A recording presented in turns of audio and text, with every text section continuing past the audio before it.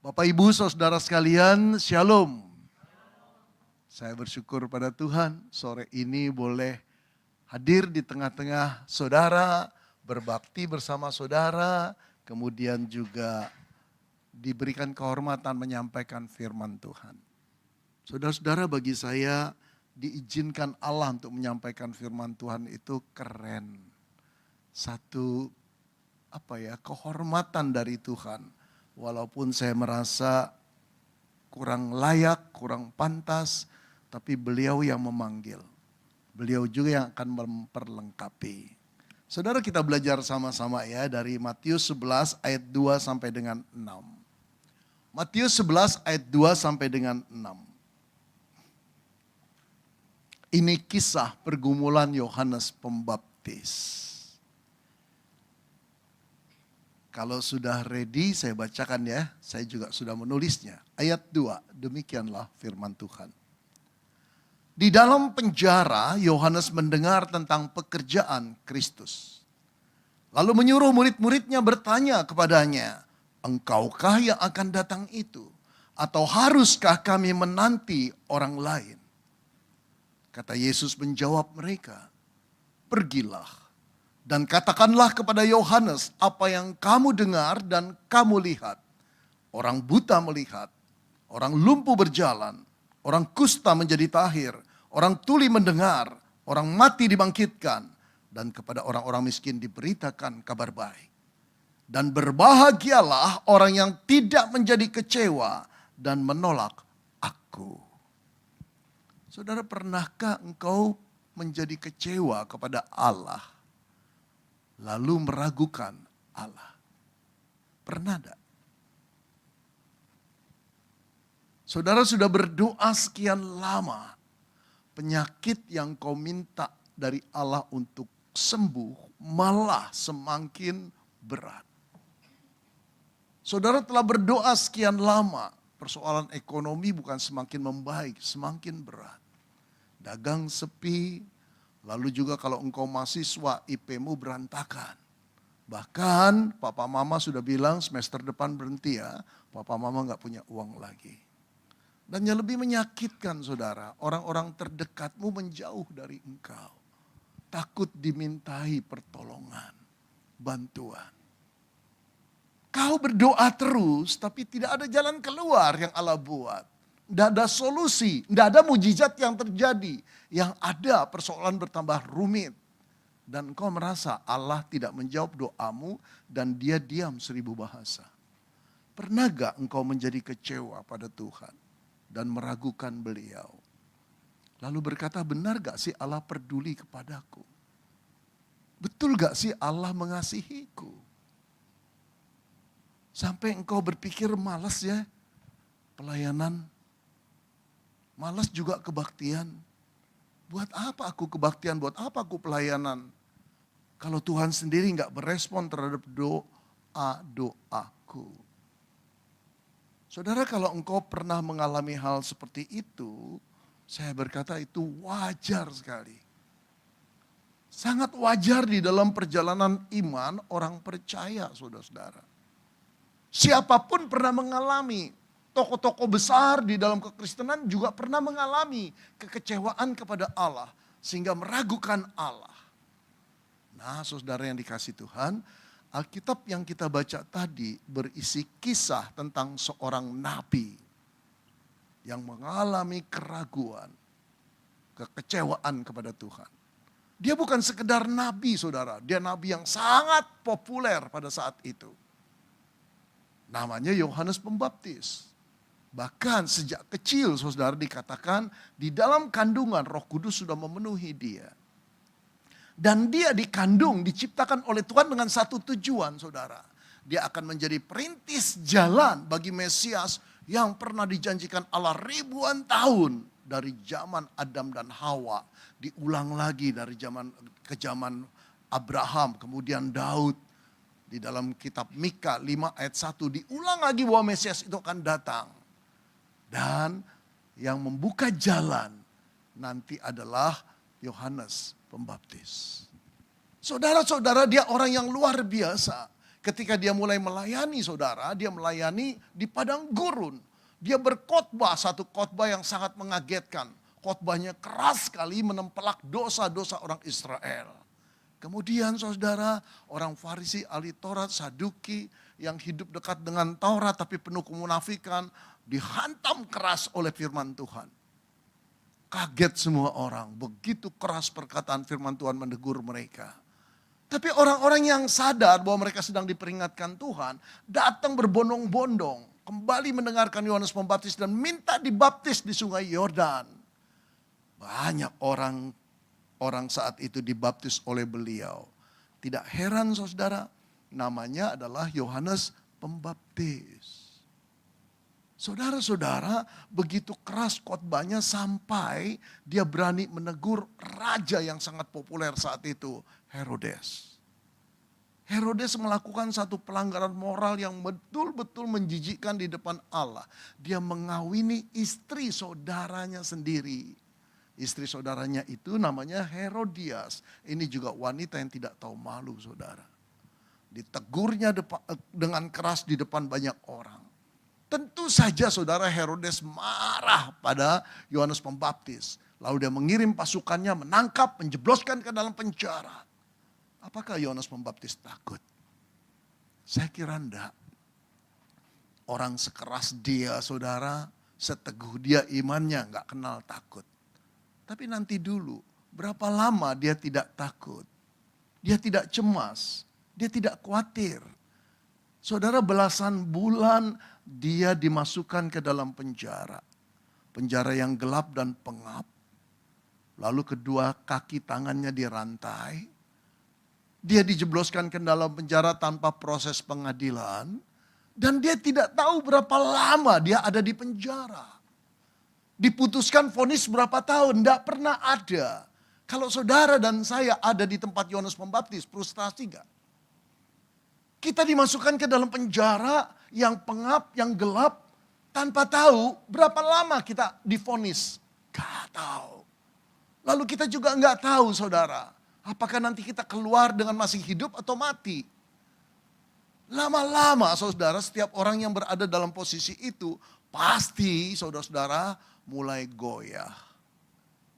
Saat dia goyah saudara, penyebab yang terbesar adalah dia juga tidak tahu Mesias yang diperkenalkan di sungai Yordan ketika dia membaptis orang banyak. Tuhan Yesus datang. Tuhan Yesus belum populer, tidak ada satupun orang yang tahu siapa dia. Tapi Yohanes Pembaptis tahu atas petunjuk Tuhan, dialah sang Mesias. Lalu dia berkata, lihatlah anak domba Allah yang menghapus dosa dunia. Bahkan dia katakan pada muridnya, ikutilah dia. Artinya tinggalkan aku, ikuti, aku cuma pembuka jalan. Membuka tali kasutnya pun aku tidak layak, ikuti dia. Nah saudara, ketika dia ditangkap, masukkan penjara belasan bulan, dia harap sang Mesias itu menolong dia. Tapi kecewa sekali, nengok pun tidak. Menjenguk pun tidak. Lalu dia bertanya sama murid-muridnya yang sering menjenguk dia. Apa yang dikerjakan sang Mesias itu? Lebih kecewa lagi saudara. Apa yang dikerjakan Yesus? Cuma nolong orang-orang sakit. Orang buta dicelikan, orang timpang disembuhkan, orang kusta ditahirkan.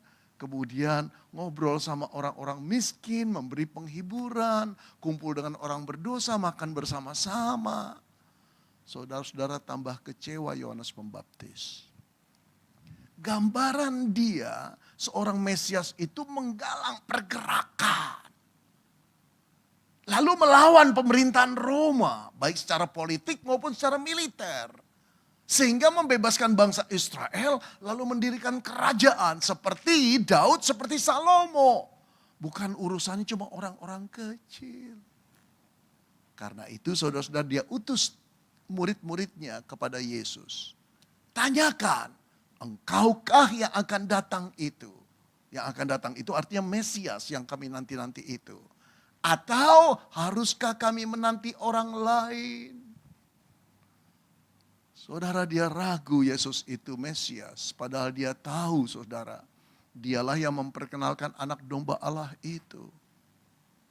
Saudara-saudara, murid-muridnya menemui Yesus yang sedang mengajar. Setelah dia mengajar, muridnya menyampaikan pertanyaan ini. Marahkah Yesus? Kalau saudara dan saya jadi Yesus gimana? Kalau saya sih tersinggung ya saudara ya. Saya akan bilang sama murid-muridnya. Bilang sama Yohanes. Kamu gak layak jadi pendahuluku. Kamu sudah jelas ditunjukkan oleh Allah. Bahwa akulah yang akan datang itu. Pakai nanya. Atau kita berkata.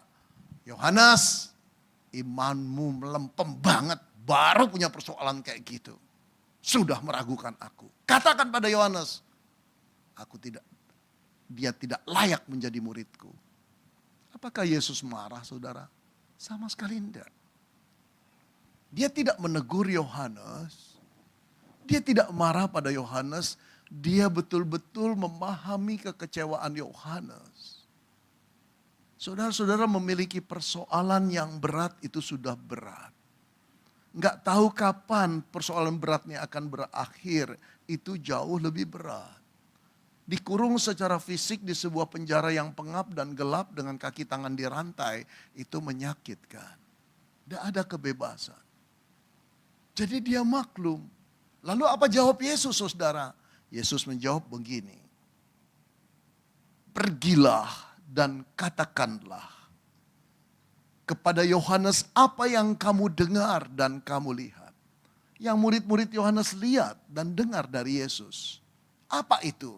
Orang buta melihat, orang lumpuh berjalan, orang kusta menjadi tahir, orang tuli mendengar, orang mati dibangkitkan, dan kepada orang miskin diberitakan kabar baik. Saudara lihat, saudara, jawaban ini. Pada waktu saya pertama kali memahami bagian ini, saya bengong-bengong, nggak nyambung Yesus nih ya. Yang ditanya apa? Engkaukah yang akan datang itu? Mesias itu yang kami nanti-nanti, atau kami harus menanti yang lain? Jawabnya harusnya apa? Ya, yes or no. Ya atau tidak. Jangan panjang-panjang. Tapi dijawabnya apa? Pergi dan katakanlah kepada Yohanes apa yang kamu dengar, kamu lihat. Orang buta melihat, orang lumpuh berjalan, orang kusta menjadi tahir. Loh, gak nyambung nih. Tapi tahukah saudara? Inilah jawaban yang paling tepat untuk menjawab keraguan Yohanes. Saudara, sebetulnya Yesus mau mengatakan, aku memang melakukan yang kecil-kecil Yohanes. Tapi tahukah kamu bahwa, saudara-saudara, apa yang Yesus katakan itu sesuai dengan nubuat Nabi Yesaya yang tertera dalam Yesaya 35, bukan 53 tuh ya. Ada musuh yang menyelimut, menuker-nuker angka itu. Ketika aku tertidur. Aku baru dikasih tahu tadi pagi dengan beberapa saudara, Pak, salah. Itulah pengkhotbah, saudara. Seorang pengkhotbah itu mengkhotbahkan firman Tuhan, tapi nggak lepas dari kesalahan juga kok. Nah, jadi saya bersyukur. Tapi kalau ada yang salah lagi, jangan koreksi lagi ya, saya akan marah loh. Saya ada batasnya, dikoreksi sekali aja. Nah, saudara-saudara yang dikasih Tuhan, sebetulnya Tuhan Yesus sedang mau mengisahkan kepada Yohanes Pembaptis, ingatkah kamu? Pada nubuat Nabi Yesaya, bila Mesias itu datang, kenapa? Tandanya adalah mata orang buta akan dicelikan. Dan telinga orang tuli akan dibukakan. Dan pada waktu itu orang lumpuh akan melompat seperti rusa. Saudara, ini tanda ketika Mesias itu datang, dia akan melakukan mujizat-mujizat. Perhatikan ini. Jangan percaya Nabi yang gak pernah buat mujizat. Ya, mengerti gak? Kalau gak mengerti ya udah jangan apa-apa. Pokoknya Nabi itu mengadakan mujizat, kata Nabi Yesaya. Yang kedua, kenapa hubungannya dengan orang-orang kecil? Karena hatinya berbelas kasihan. Nabi itu datang sebagai orang Allah yang menjadi manusia. Dan dia mengidentifikasi dengan orang-orang marginal, orang kecil, orang papa, orang yang tidak dipandang. Hatinya penuh dengan kasih. Saudara-saudara yang dikasihi Tuhan, ini sedang menyadarkan Yesaya. Dengan kata lain Yesus mau mengatakan, pada Yohanes Pembaptis, Yohanes, akulah sang Mesias itu. Tetaplah percaya dan jangan menanti yang lain. Satu, peneguhan, bukan kemarahan saudara. Nah saudara-saudara yang dikasihi Tuhan, kenapa sih Yohanes menjadi kecewa? Yang saya katakan, karena dia punya gambaran sendiri tentang sang Mesias. Mesias itu harusnya tahu untuk apa dia dikirim Allah ke dalam dunia. Untuk mengadakan pergerakan, untuk melawan pemerintah kerajaan Roma, untuk membebaskan bangsa Israel dari penjajahan kerajaan Romawi, kemudian mendirikan kerajaan Israel lagi seperti Salomo dan Daud. Itu namanya Mesias. Nah, apa yang ada di kepala Yohanes tentang gambaran Mesias tidak cocok dengan Mesias yang sejati. Inilah yang membuat dia frustrasi. Tapi ini juga yang sering membuat engkau dan saya frustrasi. Engkau mengharapkan Allah menjawab doamu, doaku, seperti yang kita gambarkan. Allah nampaknya tidak menjawab apa-apa, bahkan dia diam 1000 bahasa. Padahal diamnya Allah bukan berarti dia tidak bekerja. Cuma dia bekerja dengan cara yang lain yang kita tidak duga, tidak kita harapkan. Saudara, terlalu banyak orang yang menciptakan Allah di kepalanya. Lalu menganggap Allah harus seperti yang ada di kepalaku. Saudara-saudara yang dikasihi Tuhan, saya pernah melihat satu tayangan 2 tahun yang lalu di TikTok.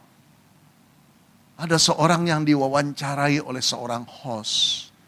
Orang yang diwawancarai itu juga pendeta muda. Saya nggak tahu dari mana dia belajar teologinya. Lalu dia berkata, bro, lu gimana sih? Nih hostnya bilang, bro, lu gimana sih bisa menggambarkan Yesus itu mengasihi orang-orang berdosa? Wah, lu kalau tahu benar-benar lu tergetar hati lu, kata anak muda itu. Kata pastor muda itu. Lu tahu gak, Yesus gak bisa hidup tanpa kita. Dia kesepian. Di surga dia dimuliakan. Tapi tanpa lu dan gue dia kesepian. Karena itu dia turun menjadi manusia. Dia tebus dosa kita. Supaya apa? Supaya hatinya terhibur. Karena kita orang yang dicintai. Omong kosong. Yesus menebus benar. Tapi Yesus kesepian tanpa kita salah. Dia menciptakan Yesus yang berbeda dengan yang Injil katakan.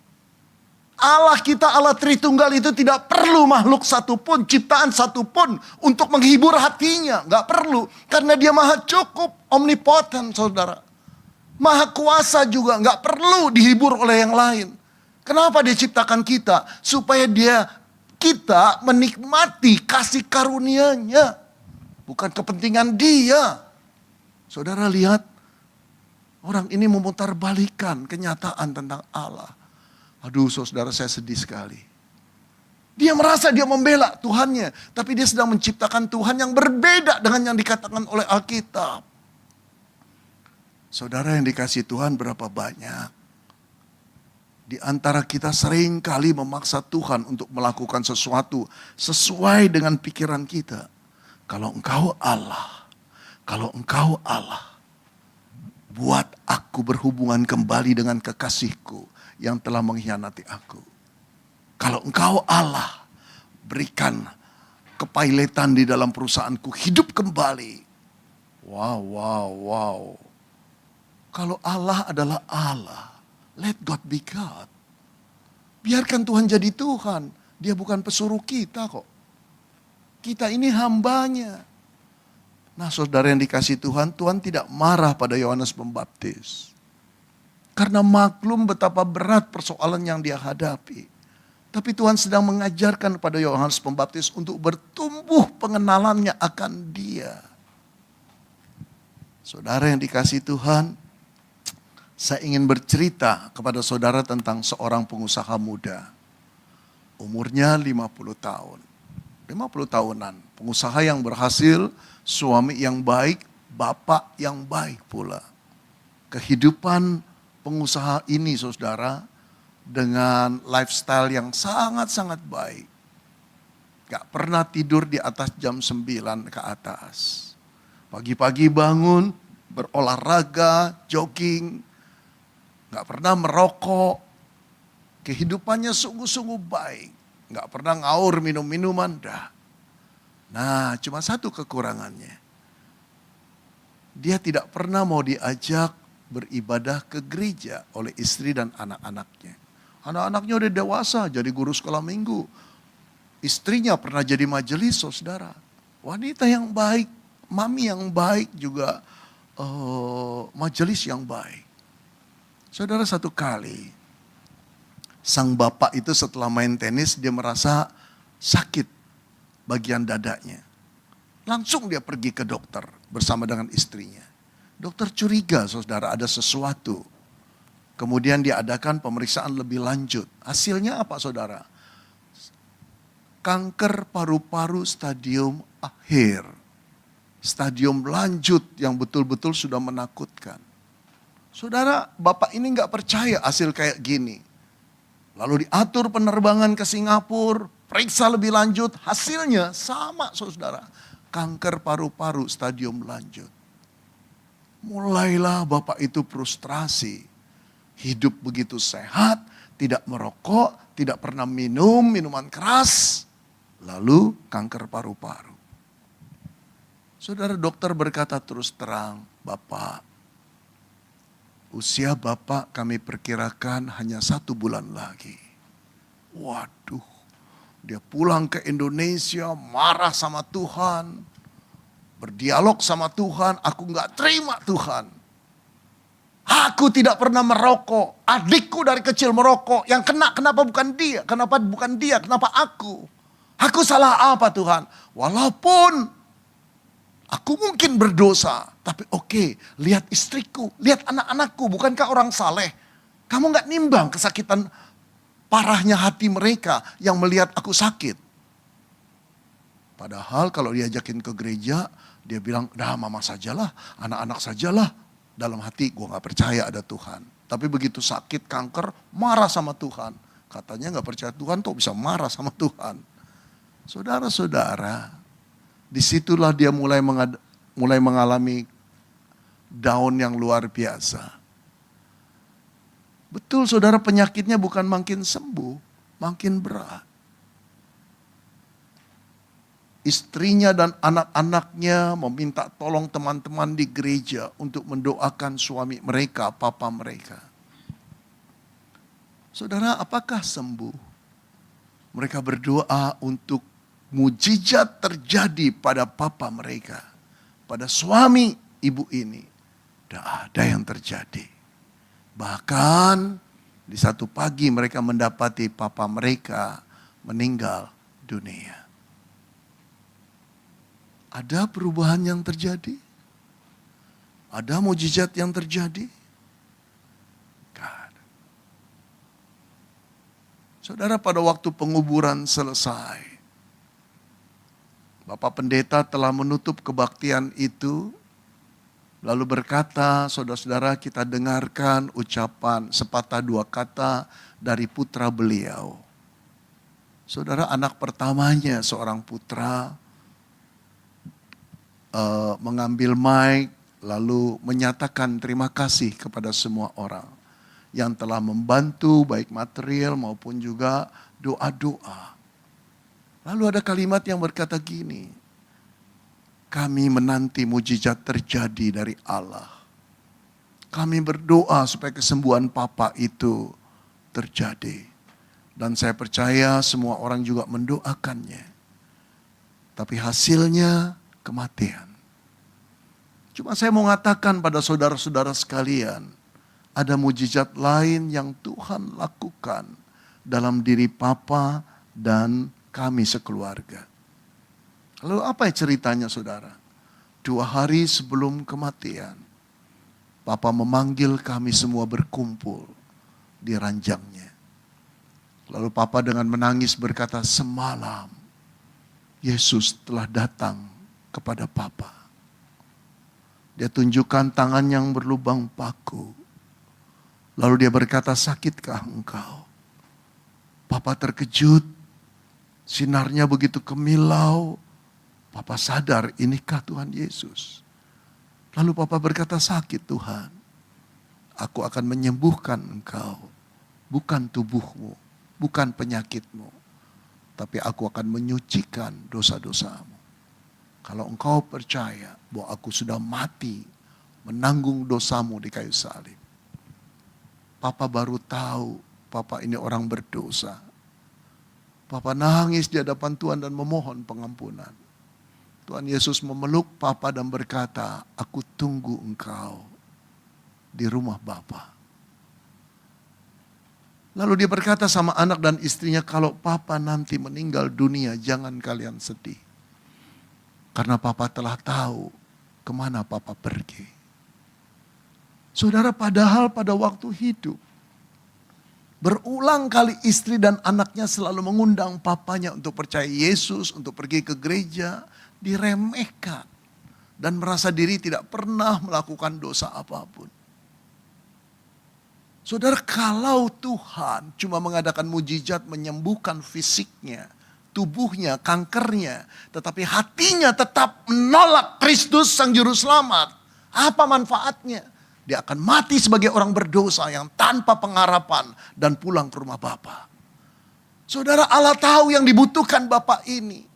Dia biarkan kanker itu terjadi untuk dia mengerjakan yang terbaik buat anaknya. Anak yang hilang yang ditunggunya. Tetapi keluarganya memaksa untuk penyembuhan terjadi kepada papanya, kepada suami daripada ibu itu. Bukankah kita sering begitu? Tuhan jawab doaku, Tuhan berikan apa yang kuminta. Yang kita minta kita anggap itu yang terbaik. Tapi Tuhan tahu apa yang kita butuhkan. Saudara, kadangkala kita meminta sesuatu dan kita memaksa Tuhan. Kalau Tuhan tidak jawab, kita kecewa. Sangat mungkin Tuhan menjawab dengan cara lain. Pada waktu yang berbeda. Sangat-sangat mungkin. Berapa banyak mahasiswa, saudara-saudara, yang putus sekolah. Studinya tidak selesai karena orang tuanya bangkrut. Kecewa besar. Lalu merasa hari depannya habis. Tapi sebagian mahasiswa tetap bertahan. Oke, aku tidak selesai di sana. Aku cari kerja tetap. Aku tinggal di kota Jakarta. 15 tahun kemudian saudara tahu. Dia menjadi orang yang berhasil. Enggak selalu jalan Tuhan itu lurus, linier seperti yang kita pikirkan. Dan tidak selalu satu musibah yang terjadi pada kita, Tuhan tidak bisa belokkan untuk kebaikan dan kebenaran kita. Saudara, ini yang tidak dipahami Yohanes Pembaptis. Ini juga yang sering tidak dipahami oleh kita, anak-anak Tuhan. Biarkan Allah melakukan sesuai dengan cara dan waktunya. Untuk mewujudkan rencananya dalam diri kita. Saudara, pada akhirnya sebelum murid-murid Yohanes Pembaptis pergi. Yesus berkata satu kalimat. Berbahagialah orang yang tidak menjadi kecewa dan menolak aku. Saudara yang dikasihi Tuhan, menarik sekali perkataan ini. Kecewa dan menolak. 3 kata bukan? Kecewa 1 dan menolak. Di tengah-tengahnya ada conjunction, kata sambung dan 3. Tapi sebetulnya bahasa Yunaninya cuma 1, saudara. Kecewa dan menolak itu terjemahan dari satu kata skandaliso. Skandaliso itu bahasa Yunani yang kalau dalam bahasa Indonesianya skandal. Artinya apa? Terjatuh, tersandung.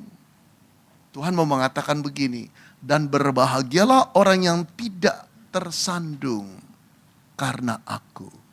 Maksudnya apa sih? Tidak tersandung, tidak jatuh, artinya tidak lemah imannya. Karena akunya aku Tuhan. Kenapa? Karena caraku berbeda dengan caramu. Jangan kecewa ya.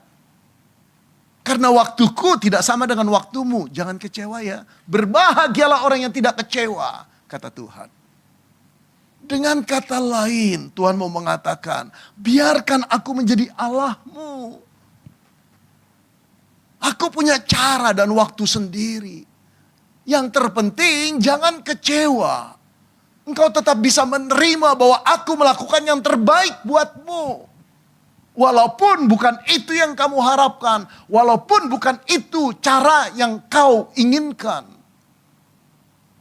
Saudara, inilah yang harus dilakukan oleh saudara dan saya terhadap Tuhan. Jangan terjatuh dengan cara Tuhan. Biarkan dia melakukan apa yang dia ingin lakukan. Saudara, seorang teolog dari Amerika yang namanya John Piper, terkenal sekali. Orang reform. Saya melihat kok ini reform yang humble ya. Luar biasa. Sekarang konon menurut kabar juga sedang berjuang dengan kanker.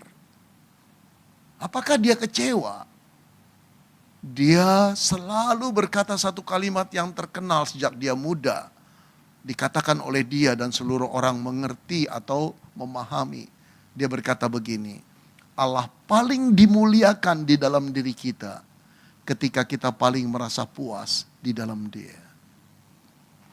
Kapan Allah paling dimuliakan dalam diri kita?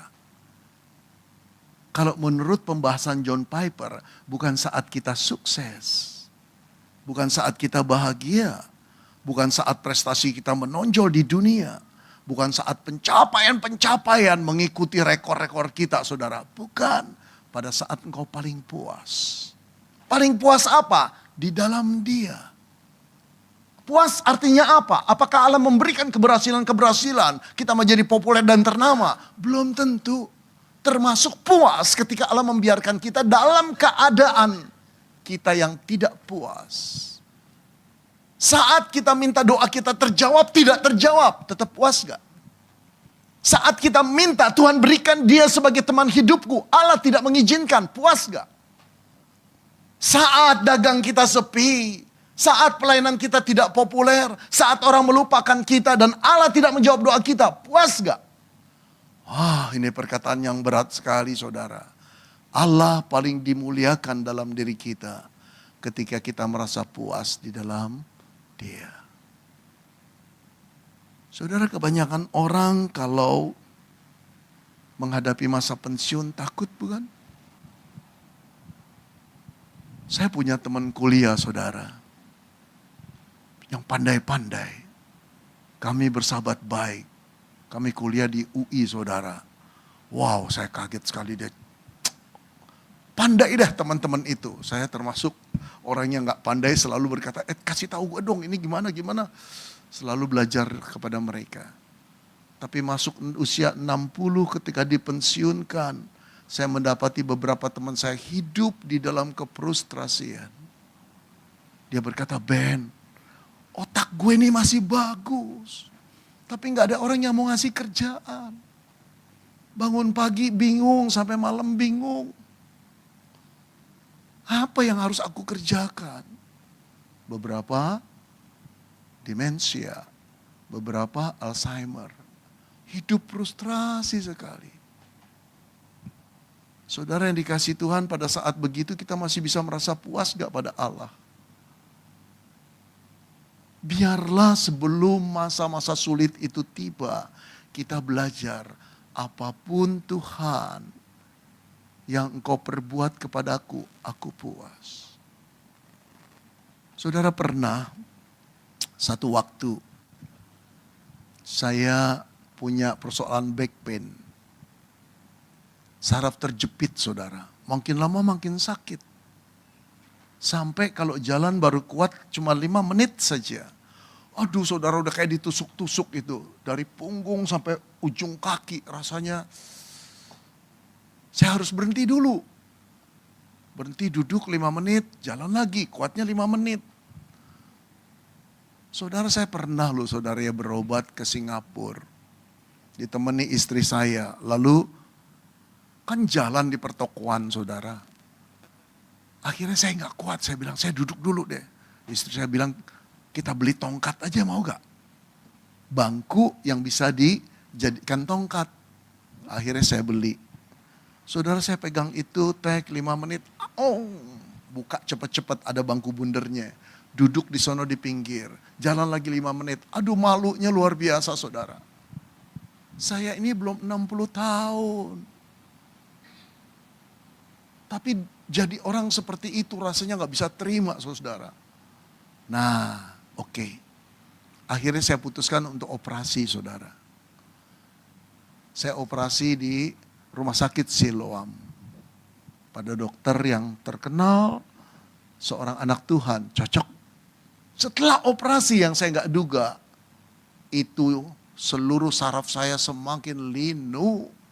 Tadinya 5 menit, saya cuma 2-3 menit berdiri, sakit semua. Saya berobat lagi ke dia, wah kenapa ya Pak Beni? Ini udah beres semua nih, kita operasi aja, buka dulu. Wih, nanti dulu Pak, Bapak terangin dulu kenapa terjadi kayak gini, jangan operasi lagi. Saya pergi ke Singapura, saya pergi ke Penang, saya tanya kenapa kayak gini. 14 dokter bilang operasi lagi. Cuma 1 dokter bilang begini di Singapura. Kan kamu baru dioperasi 3 bulan. Gimana kalau kita tunggu 3 bulan lagi? Kalau semakin buruk, saya operasi. Kalau semakin baik, gak usah datang ke saya. Inilah yang menghibur, saudara. Tapi kamu harus bed rest total. Diam di ranjang 6 bulan, terus begini. Saudara, saya ambil cuti 1 tahun. Saya nggak ngajar, saya berbaring terus. Satu hari istri saya datang ke kamar saya. Saya di ranjang nggak pakai ini, cuma bed dipaparin di lantai. Istri saya datang, duduk di sana, menatap saya. Tatapan yang sendu. Lalu dia bertanya begini. Kalau Tuhan tidak menyembuhkan kamu gimana Ben? Saya diam, apa maksudnya ya? Saya menerka-nerka arah pertanyaan istri saya. Apa yang tersimpan dalam perasaannya di balik kata-kata itu. Kalau Tuhan tidak menyembuhkan kamu gimana Ben? Saudara, saya bukan merasa jadi pahlawan iman yang harus meneguhkan istri saya, enggak. Saya jawab jujur saja. Saya bilang 58 tahun. Saat itu umur saya 58 tahun. 58 tahun saya ini hidup dengan kesehatan yang prima. Kalau Tuhan tidak menyembuhkan saya, let God be God. Istri saya nangis. Itu yang ada pada diri saya. Simple saja. Sudah 58 tahun aku diberi kesehatan yang prima. Kalau Tuhan ingin Beni Solihin akhirnya lumpuh tidak bisa jalan. Dan kelumpuhan itu dipakai untuk lebih memuliakan Dia. Let God be God. Biarkan Tuhan menjadi Tuhan. Apakah saya kecewa pada Tuhan? Saya rasa enggak. Kalau Tuhan mengizinkan terjadi silakan. Kalau Tuhan tahu caranya seperti itu agar nama Dia dimuliakan dalam hidupku, silakan. Berbahagialah orang yang tidak menolak dan menjadi kecewa karena aku. Yang terpenting adalah iman bahwa Dia tetap baik. Dia mempergunakan segala situasi untuk kemuliaan Dia. Kita cuma hamba, kita tidak bisa berbantah-bantah dengan Tuhan kita. Lagi pula tidak pantas kita berbantah-bantah. Kita nggak memberi sumbangsi apa-apa pada kemuliaan Tuhan. Dia yang memberi sumbangsi kepada kita, khususnya keselamatan di dalam putranya Yesus Kristus. Kita berhutang terlalu banyak. Bahkan seluruh kehidupan kita berhutang pada Dia. Let God be God. Saudara, inilah iman. Biarlah kita berkata, Tuhan, aku ingin bertumbuh dalam imanku. Persoalan boleh datang silih berganti. Jawaban doaku belum tentu aku melihat dikabulkan Tuhan. Tapi aku yakin Kau bekerja di dalamku. Agar aku bertumbuh dalam pengenalan-Mu. Maukah saudara berdoa seperti itu?